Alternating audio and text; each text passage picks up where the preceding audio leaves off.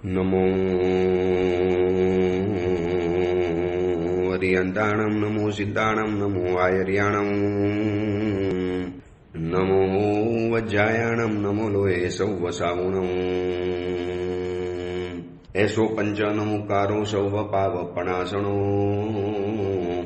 મંગલાહાનમ ચ સૌવે સિંબડમમ વૈ મંગલમ મંગલમ ભગવાન વીરો મંગલમ ગૌતમ પ્રભુ મંગલમ સ્થૂલભદ્રાદ્યા જૈન ધર્મોસ્તુ મંગલમ. પ્રવચનનો વિષય છે એક અનોખી યાત્રા, સ્વથી સર્વ તરફની અને જીવથી શિવ તરફની. આજથી આશરે 1060 વર્ષ પૂર્વે બનેલો 51 ગાથાની અંદરમાં જીવના 563 ભેદોને વર્ણવતો આ જીવિચાર નામનો એક અદ્ભુત ગ્રંથ. અનંતકાલથી આ સંસારનું આપણું પરિભ્રમણ ચાલી રહેલું છે. નશા જાઈ નશા જોડી નતમ થાણમ નતમ કુલમ. વૈરાગ્ય શતકની અંદરમાં લખ્યું છે, એવી એક જાતિ નથી, એવું એક ગોત્ર નથી, એવો એક સમાજ નથી, એવો એક વર્ણ નથી, એવો એક ધર્મ નથી કે એવું એક ઘર નથી, અથવા તો આ દુનિયાની એવી એક ગલી નથી, એવું એક ઇંચ બરાબર સ્થાન નથી કે જ્યાં મારો તમારો જન્મ અને મરણ ન થયેલું હોય. હવે આ અનંતકાળનું જન્મનું પરિભ્રમણ, જન્મ લેવાનો, મોત આવે, મોત લીધું, નવો જન્મ લેવાનો, સતત આ સાયકલની અંદરમાં આપણે એવા ટેવાઈ ગયા છીએ. એમાં એક કુટેવ પડી ગઈ છે સ્વાર્થની. એટલું બધું સંકુચિત દિલ બની ગયું, એટલું બધું નાનકડું અને સાંકડું દિલ બની ગયું કે આ ભવની અંદરમાં બધું જ મળ્યા પછી પણ બીજાનો વિચાર આપણે નથી કરી શકતા. એટલા માટે શ્રીમંતોની લાઈફસ્ટાઈલ જુઓ, વધુ પડતું પાણી, વધુ પડતી ઉર્જા, વધુ પડતી લાઇટ, વધુ પડતી ફેસિલિટીઝ, વધુ પડતી કાર, પેટ્રોલ, ડીઝલ, આ બધું જ શ્રીમંતો સૌથી વધારે વાપરે છે. એમાં જે વિકસિત દેશો છે જેમ કે અમેરિકા, ચીન, જાપાન, હવે ઇન્ડિયાનો પણ નંબર ધીરે ધીરે આવવા મળ્યો છે. આ વિકસિત દેશો એટલી બધી ઉર્જા વાપરે છે કે નાનકડા દેશોને આ બધી વસ્તુઓ વાપરવા જ નથી મળતી. તો આ બધાની અંદરમાં આપણે બધાને તો સમજાવી નથી શકતા, પણ આ વિચાર આપણે આપણા માટે જાણવાના છે, આપણા માટે ભણવાના છે અને આપણા માટે જીવવાના છે કે મારે આ જિંદગીની અંદરમાં બને એટલો વધુમાં વધુ જીવોનો વિચાર કરીને જિંદગી જીવવી છે. મારા કારણે વધુ પડતા જીવોની હત્યા ન થાય. દેખો, માનવનું જીવન છે એટલે કોઈ પણ જીવને માર્યા વગર તો આપણે જીવી નથી શકતા. કેટલા બધાને મારી નાખ્યા. રહેવા માટે પૃથ્વી ગાયને માર્યા, સ્નાન કરવા માટે અપકાઈને માર્યા, લાઇટ વગેરે અજવાળું લેવા માટે તેવકાઈને માર્યા, ઠંડક ગરમી લાગે છે, પવન ખાવો છે માટે વાવકાઈને માર્યા, અને ભોજન લેવું છે અને વસ્ત્ર પહેરવા છે એના માટે આપણે વનસ્પતિકાઈને માર્યા. સૌથી વધુ રાગ, સૌથી વધુ ફેરફાર, સૌથી વધુ ચેન્જીસ, સૌથી વધુ જાત જાતની વેરાયટી, વિવિધતા, આ બધું જ વનસ્પતિકાયમાં સંભવ છે, બાકી નથી. જેટલા ફર્નિચર છે આ બધું જ વનસ્પતિકાય, જેટલા પણ કપડાં છે, ડ્રેસીસ છે, આ બધું વનસ્પતિકાય. અને જુઓ, કપડાની તો જે દુનિયા ચાલે છે, વસ્તુની જે ફેશનની જે બોલબાલા ચાલે છે, અને એમ લાગે કે જાણે માણસ ક્યારે મરવાનો જ નથી.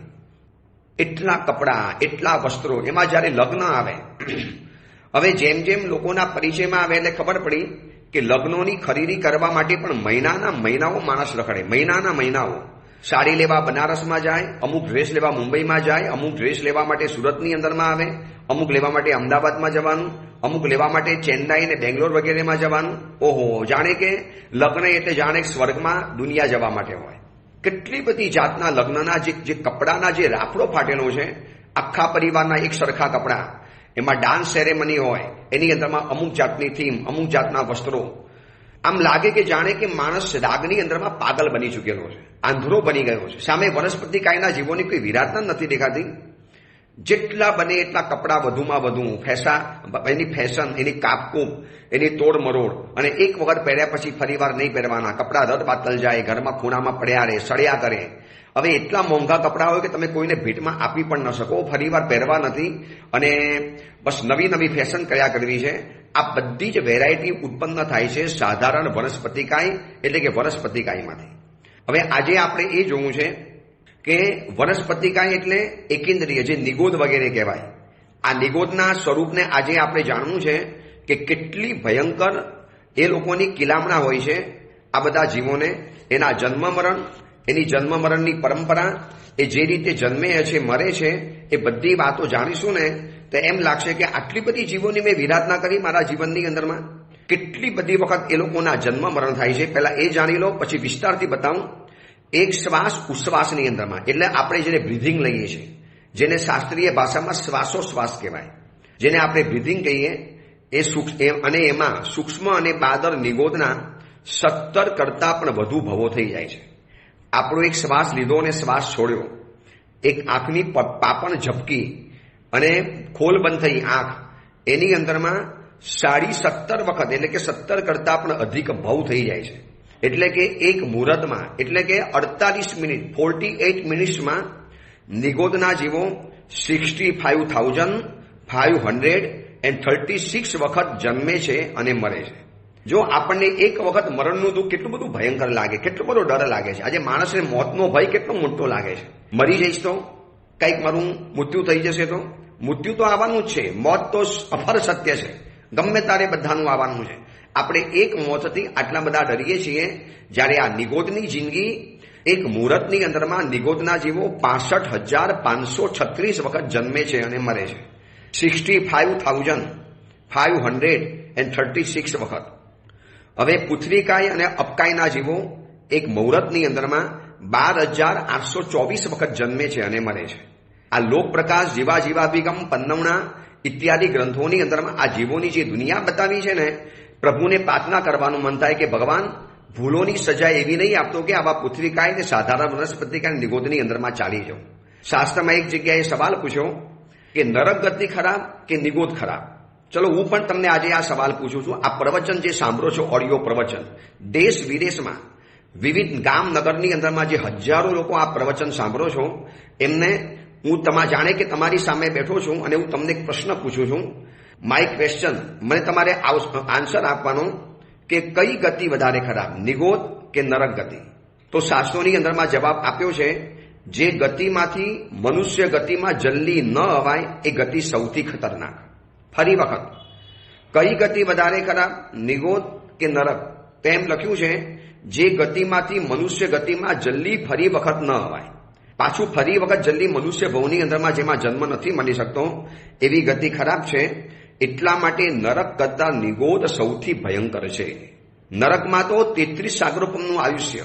અરે પૂરું તો થાય, ભલે 33 તો 33, સાગરોપમ તો સાગરોપમ, પૂરું તો થવાનું. આ અસંખ્ય કાળ, અનકાઉન્ટેબલ યર્સ, ખબર જ નહીં પડે કેટલી સદીઓ ગઈ, કેટલા યુગ ગયા, કેટલી અવસરપીણીઓ ચાલી ગઈ. ન ટીવી, ન મોબાઈલ, ન ભોજન, ન વસ્ત્ર, ન કપડાં, ન લગ્ન, ન કોઈ ડાન્સ સેરેમની, ન હિલ સ્ટેશન, ન હોટલ, ન ભોજન, ન મોજ મજા, કશું જ નહીં. સાવ સમૂર્છિમવત નિગોદની અંદરમાં જન્મ મરણ કર્યા જ કરવાના. કેટલી વખત? તો કે એક મુહૂર્તની અંદરમાં 65,536 વખત જન્મ મરણ. અને આ બધી દુનિયામાં જો નથી જવું તો એ દુનિયાની વિરાધના બંધ કરવી પડશે. આ જે વિચાર એટલા માટે જ આ પ્રવચન શરૂ કર્યા છે. બેફામ લાઈફસ્ટાઈલ છે.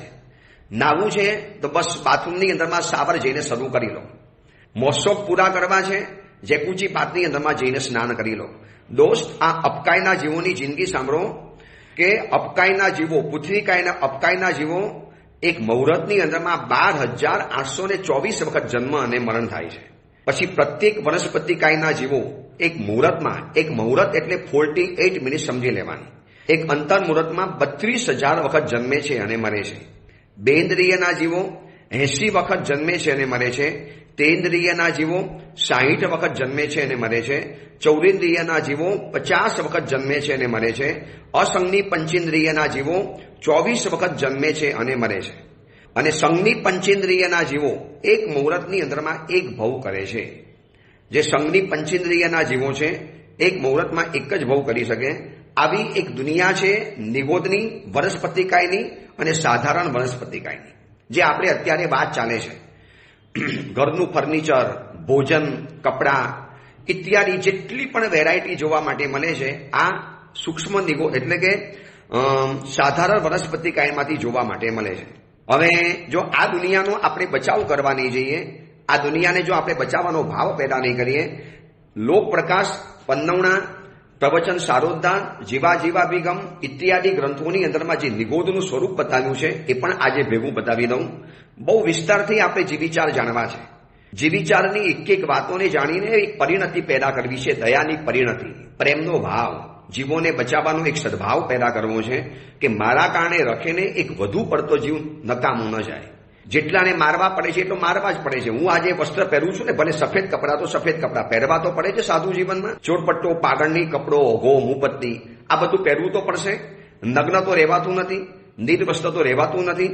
વ્યવસ્થા મર્યાદા ખાતર વસ્ત્ર તો પહેરવા જ પડશે, પણ બને એટલા ઓછા. અમારા સાધુ જીવનમાં જોવો, પરમાત્માએ એક પણ જાતની ફેશન રહી નથી. શું ફેશન કરીએ? એક ટાંકામાંથી ચોરપટ્ટો ફાડ્યો અને લપેટી લીધો. એક કપડાના ટાંકામાંથી કપડો ફાડ્યો અને પહેરી લીધો. કદાચ બહુ તો કોઈ શોખીન સાધુ હશે, એમાં દોરા નાખશે, રંગીન દોરા નાખવાનો પ્રયત્ન કરશે. આનાથી તો વધારે શું થવાનું? એની સામે આ દુનિયાની અંદરમાં આજે વસ્તુની ફેશન જુઓ. ફેશન ડિઝાઇનના જે ક્લાસીસ ચાલે છે, એમાં સાયના આઝમી હોય, શીતલ હોય કે મલ્હોત્રા હોય, આની જે ફેશનોની જે ડિઝાઇન ચાલે છે, એમાં સૌથી વધુ બોલબાલા છે સવ્યસાચીની. સવ્યસાચીના કપડા ડિઝાઇનિંગ પહેર્યા પછી આ હિરોઈનો જે ફોટા પડાવે, ફોટો સેશન કરે, એના જે ફોટો છપાય, એ વિડીયો અને મોબાઈલની અંદરમાં જે અપલોડ અને ડાઉનલોડ થાય, આમ કેટલી મોટી રાગની વિરાટ દુનિયા પેદા થયેલી છે. આ બધું ઊભું થયું છે વનસ્પતિકાયમાંથી. જે આપણે ગઈકાલે જોયું ને કે રાગના ક્ષેત્રે વનસ્પતિકાય છે, જ્યારે વિરાટના ક્ષેત્રે તેવુકાય છે. આ ભયંકર છે. વિરાટના સૌથી વધુ તેવુકાય નહીં, અને રાગના ક્ષેત્રે સૌથી વધુ ખતરનાક બને છે વનસ્પતિકાય.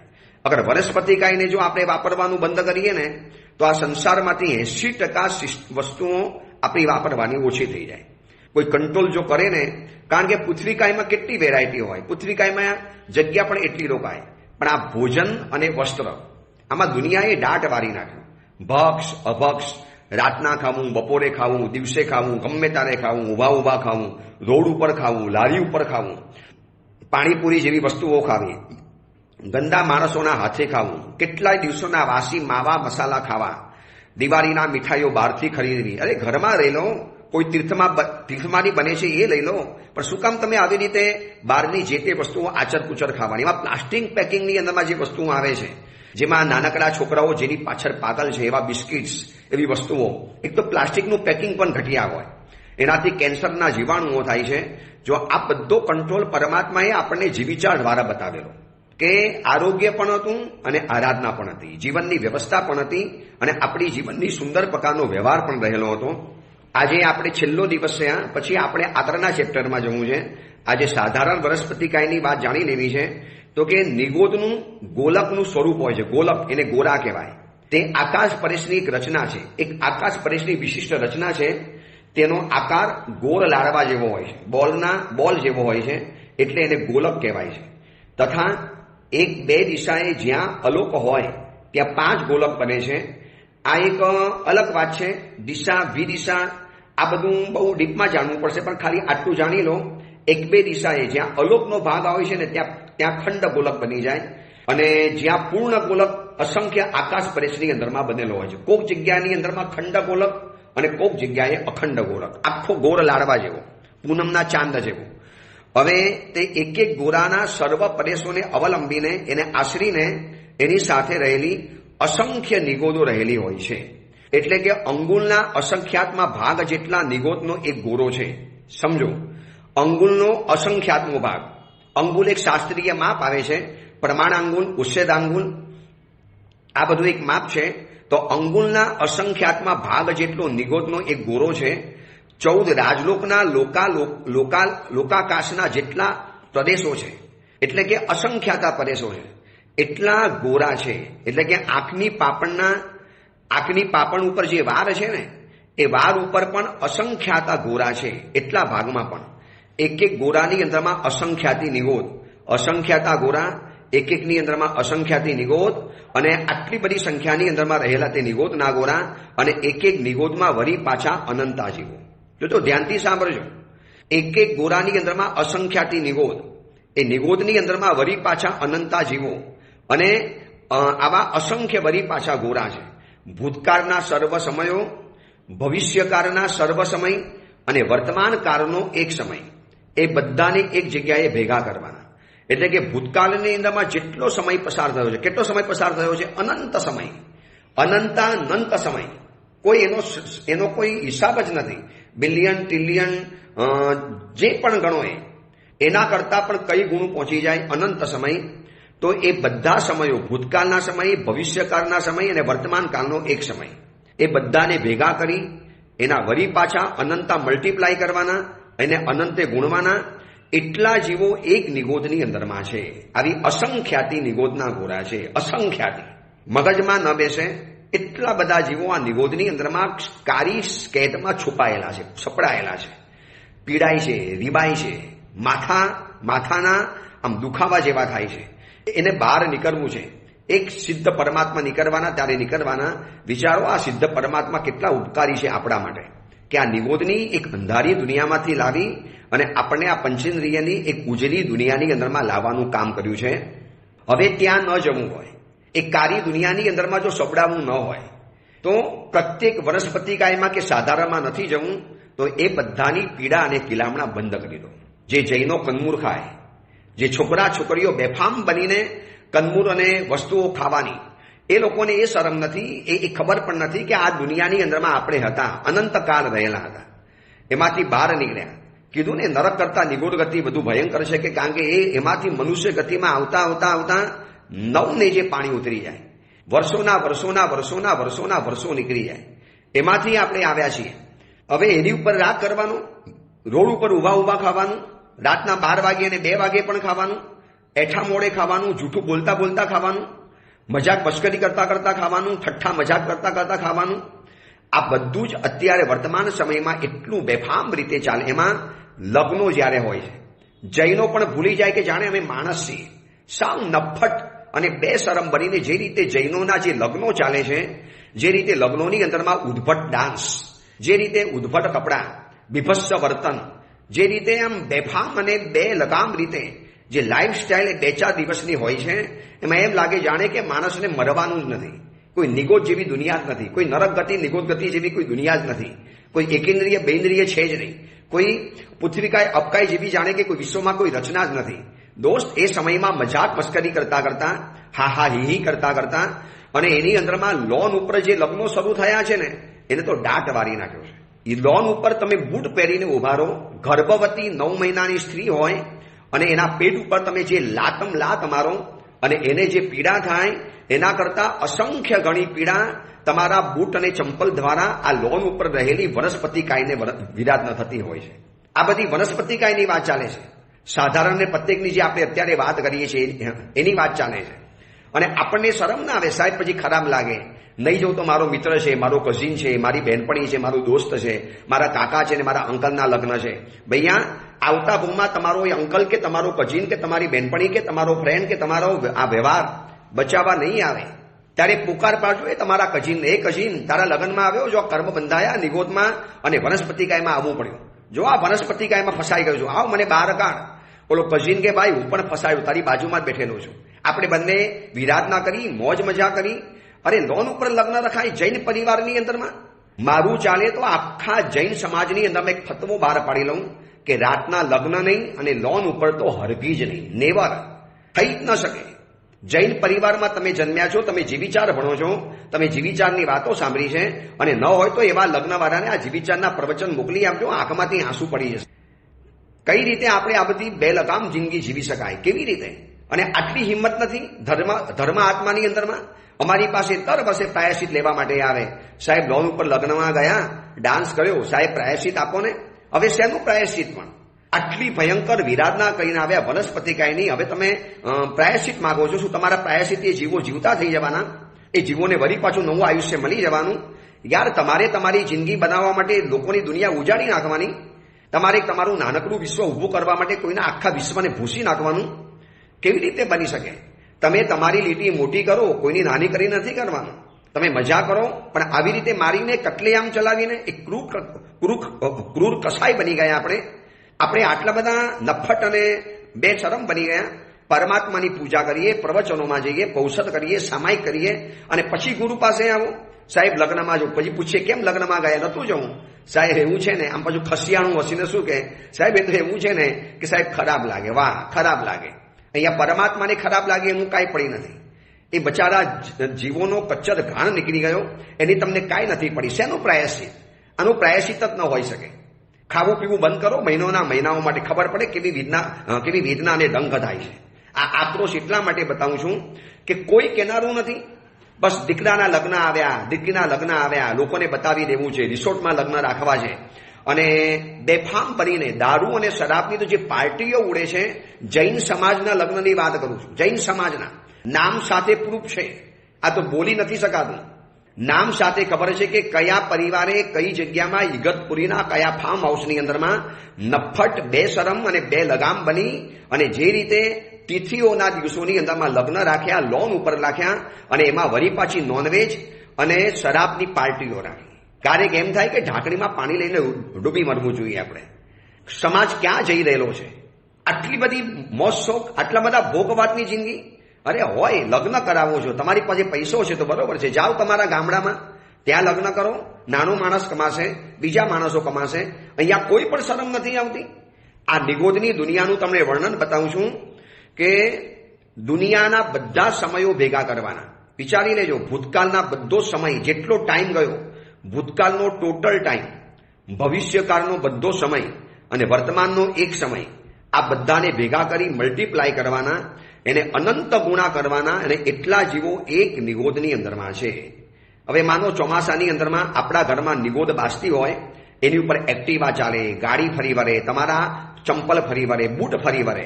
શું જૈનોના ઘરની અંદરમાં આટલી જૈના હોય કે સફેદ પટ્ટા મરાવી દઈએ અથવા તો ડામર લગાવી દઈએ અથવા તો એવા પ્રકારની ટાઇલ્સ લગાવે કે જેની ઉપર ક્યારે નિગોદ કે આ બધી લીલ જમા ન થાય, જ્યાં વધુ પડતી પાણી પડતું હોય.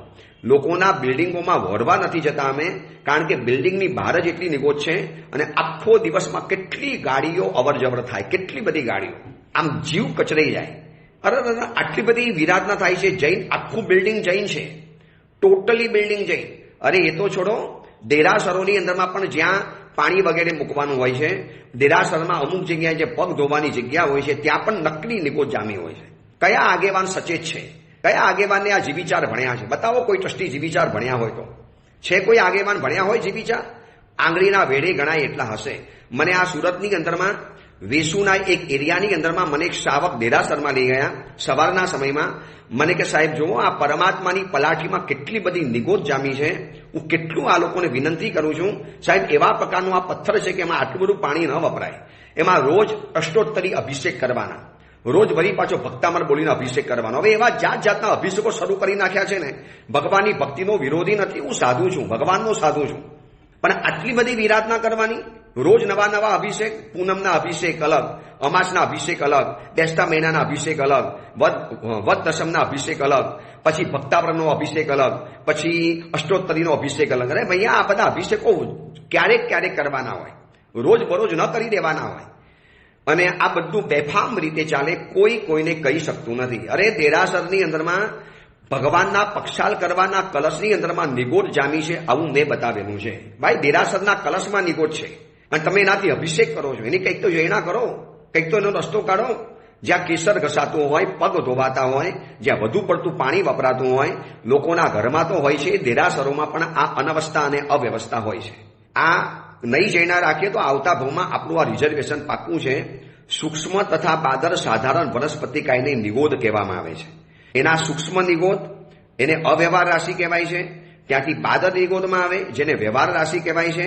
અને તે પાછું સૂક્ષ્મની અંદરમાં જાય તો પણ વ્યવહાર રાશિવાળો કહેવાય. એટલે તે નિગોદના જીવો એક શ્વાસ ઉશ્વાસની અંદરમાં કીધું ને 17 વખત વધારે ભાવ કરે છે. એટલે કે 18 વખત જન્મે અને 17 વખત મરે છે. એટલે કે એ જીવનમાં એક દિવસની અંદરમાં 19,66,080 વખત જન્મે છે અને મરે છે. એ જીવ, નિગોદનો એક જીવ એક દિવસની અંદરમાં 19,66,080 વખત જન્મ અને મરણનો કરે છે.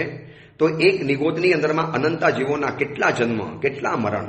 આમાં આપણે તો નિમિત્ત ન બનીએ, આપણે તો એ બધાની પીડાને ઓછી કરીએ, બને એટલી પીડા ઓછી કરીએ. જો આ પ્રવચન સાંભળ્યા પછી હૃદયમાં પીડા થતી હોય તો નક્કી કરી લો કે હવે મારે આ વનસ્પતિકાયની વિરાધનામાંથી તો બહાર આવવું છે.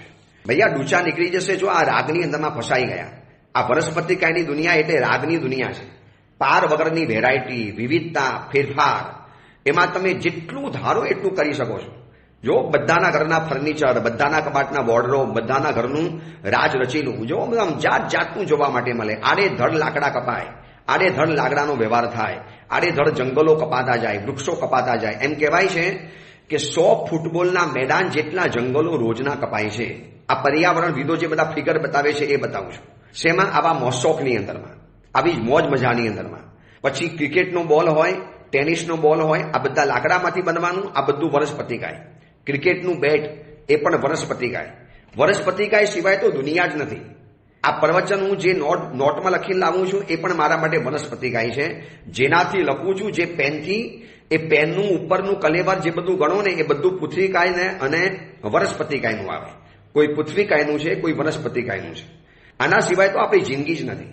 તો આનાથી બચવા માટે શું કરાય? ચોમાસાની શરૂઆત થાય એની પહેલેથી સતત પાણી ટપકવાની જ્યાં શક્યતા હોય, પાણી ભરાવાની જ્યાં શક્યતા હોય, ત્યાં સફેદ ઓઇલ પેન્ટના પટ્ટા બનાવી દેવાના, ડાબરના પટ્ટા બનાવી દેવાના, જેથી નિગોદ થાય જ નહીં. એટલે આપણને નિગોદની વિધાન બચી જઈએ. હજી પણ જેના ઘરમાં નિગોદ થઈ ગયેલી હોય, જવા આવા રસ્તાની અંદરમાં થોડું ઉઘાડ નીકળે, થોડુંક સુકાઈ જાય, તો તમે સફેદ પટ્ટા મરાવી શકો, જેથી પાછળથી તો પાર વગરની વિરાધનાથી બચી જાઓ. કઠોળ આદિને રાત્રે પલાળીને ન રાખવા જોઈએ. કઠોળને રાત્રે પલાળો એટલે એમાંથી ફણગા ફૂટે અને એ અનંતકાય બની જાય. કોમલ ફલોને નહીં આરોગવાના. એકદમ કોમલ જે ફલ હોય, કિસલઈ વગેરે, એ પણ અનંતકાય બની શકે છે. હવે મીઠાઈ વગેરે જ્યારે બનાવો ત્યારે એની ચાસણી 3 તારની બનાવવાની. આ ખાસ કહું છું. ગુલાબજાંબુ બનાવો કે ઘરની અંદરમાં કોઈ પણ એવી મીઠાઈ વગેરે બનાવો, એની ચાસણી 3 તારની કરાવવાની. એની વિધિ બરોબર જોઈ લેવાની. કોઈ સારા સમજદાર સાવિકા બહેનોને પણ આવડતી હોય છે, એવા રસોઈયાને પણ આવડતી હોય. 3 તારની ચાસણી, આમ ચાસણી હાથમાં લેવાની અને આ અંગૂઠોને આંગળી દ્વારા આમ ખેંચો ને એમાં 3 તાર દેખાય. તો આ 3 તારની ચાસણી એવો આપણામાં રિવાજ છે. જો એમ ન થાય તો ભેજના કારણે મીઠાઈમાં પણ ફૂગરૂપી અનંતકાય ઉત્પન્ન થઈ જાય છે. મીઠાઈ વગેરેને ગરમ ગરમ ન ભરાય. ગરમ ગરમ બુંદીના લાડવા ભરી દેવાની અંદરમાં આવે અને થોડા સમય પસાર થયા પછી અંદરમાંથી નિગોદ થઈ જાય છે. આદુવાળી ચા, લસણવાળી ચા, આ બધું ન પીવાય. પરસેવાવાળા મેલા કપડાં જો એમને એમ પડ્યા રાખો તો એમાંથી પણ નિગોદ થઈ જાય. અમારા જે આ વસ્ત્રો હોય છે ને ચોમાસાની અંદરમાં, બધા અમારે ધોવાના. પાકીટ, દાંડો, દંડાસન, ઓઘો વગેરે. કેમ? તો કે શેષકાલમાં જે વિહારો કર્યા, જે પરસેવો થયો, ઓઘાને લાગ્યો, દસીને લાગી, દાંડાને લાગી, પાકીટને લાગી, તો આ બધાને ચોમાસા પહેલા કાપ કાઢવાનો રિવાજ છે. એના કારણે કે એમાં નિગોદ વગેરે ઉત્પન્ન ન થાય. પછી પુસ્તક વગેરેમાં પણ ક્યારેક ભેજ લાગી જાય, એની પણ કાળજી કરવાની. મોટા ભાગના બહારના જે નમકીન અને ફરસાણ જે તૈયાર આવે છે, સ્નેક પેકેટ જે તૈયાર આવે, એમાં ડુંગળી, લસણનો મસાલો આવે છે, એટલે એ પણ ન ખવાય. પછી યીસ્ટ, એક પ્રકારની ફૂગ આવે છે, યીસ્ટ. એ બ્રેડ, પાઉં, પીઝા, આ બધાને પોચા બનાવવા માટે વપરાય છે. આ યીસ્ટ નાખે એટલે એનાથી પોચું થાય. તો આવી કોઈ પણ આઈટમ વપરાય નહીં જેને અનંતકાયની વિરાધના નથી કરવી, વનસ્પતિકાયની વિરાધના નથી કરવી. કોઈ પણ વસ્તુ ઉપર લીલ ફૂગ થઈ જાય તો એને સાઈડમાં મૂકી દેવાની. કપડા ઉપર થઈ ગઈ, મીઠાઈ તો ખવાય જ નહીં, એ તો યોગ્ય જગ્યાએ પરઠવી દેવાની. પણ કપડામાં નિગોદ થઈ ગઈ, કોઈ વસ્તુમાં નિગોદ થઈ ગઈ તો એને સાચવીને હળવા હાથે મૂકી દેવાની. એમાં હવાનો સંપર્ક થાય, જેમ જેમ ગરમી થશે એમ ધીરે ધીરે ધીરે ધીરે એ નિગોદના જીવો ચવી જશે. બસ આ એક વનસ્પતિકાયની દુનિયા છે, પ્રત્યેક અને સાધારણ. આ બધી આપણે બધી વાતો જોઈ લીધી. હવે આવતીકાલથી આપણે એક નવું ચેપ્ટર શરૂ કરીશું. જે ચેપ્ટરની અંદરમાં આપણે જોઈશું હવે કેટલા પ્રકારના શરીર હોય છે. પર્યાપ્તિ તો જોઈ લીધી આપણે. હવે આ જે 22 ભેદ થયા આ બધાના, એનો આપણે આવતીકાલે વિચાર કરી અને પછી 5 પ્રકારના શરીરની વિચારણા કરવીશું. કારણ કે હવે આગળ જે વાત આવશે એમાં શરીરની વાત આવશે, એટલે શરીરના ભેદોને જાણી લઈશું. 5 પ્રકારના શરીર છે એની વાતને જાણીશું.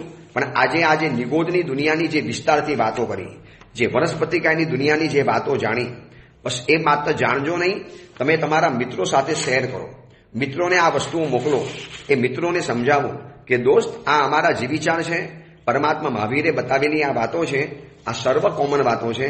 આ બધાથી આપણે બચવાનું છે, જેનાથી આવતીકાલે આપણો જન્મ આ દુનિયાની અંદરમાં ન થઈ જાય. જો થઈ ગયો તો વળી પાછો આ મનુષ્યનો ભાવ કેવી રીતે મળશે એ આપણા માટે બહુ મોટો સવાલ થઈ જશે, બહુ મોટો ક્વેશ્ચન માર્ક આવી જશે. તો બસ આની અંદરમાં આપણે સાવધાન બનીએ, ખૂબ ધ્યાનપૂર્વક. આ ચોમાસાની સિઝન છે ચોમાસાના સિઝનની અંદરમાં આવી બધી વિરાધનાઓ ખૂબ થઈ જાય છે, ખૂબ બધી વિરાધનાઓ થાય છે.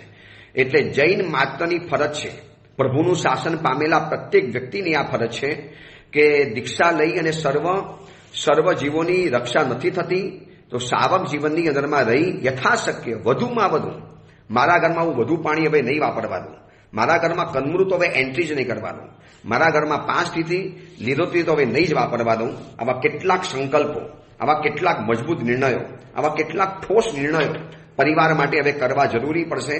તો જ પરિવાર બસશે. એને શાંતિથી સમજાવો પરિવારને, દીકરા દીકરીઓને, બેટા આપણે મનુષ્ય બન્યા છીએ તો આપણે કે મારવા માટે નથી બન્યા, આપણે કોકને બચાવવા માટે બન્યા છીએ. બેટા આપણી જવાબદારી છે. આવું પ્રેમથી સમજાવશો તો કદાચ બાળક માની પણ જશે. બહુ આગ્રહ કરશો તો કદાચ સામે પણ પડે, પણ પ્રેમથી કહેશો તો માની જાય એમ છે. બસ આ વાત, આ નિગોદના, આ જીવિચારના પ્રવચન, એટલા બધા લોકોના મેસેજ આવે છે. ગુરુદેવ એટલું બધું ડીપમાં જાણવા માટે મળે છે. જીવિચાર ભણ્યા છતાં પણ આટલું જાણવા નથી મળતું. હું એટલા બધા પુસ્તકોમાંથી બધું લઈ એનો એક સંગ્રહ કરી એને એક નવી રીતે આજની લાઈફસ્ટાઈલ પ્રમાણે ગોઠવી અને આ પ્રવચન પહોંચાડું છું. તમે પણ આ પ્રવચન બીજાને પહોંચાડો તો મારો પણ આ મહેનત, મારો પણ આ શ્રમ લેખે લાગે અને એ પણ વ્યક્તિના જીવનમાં જીવિચારની ભાવના પેદા થાય. એ જ મંગલ કામના, મંગલ ભાવના. જેના આજ્ઞા વિરુદ્ધ કાંઈ પણ બોલાયું હોય તો મિચ્છામી.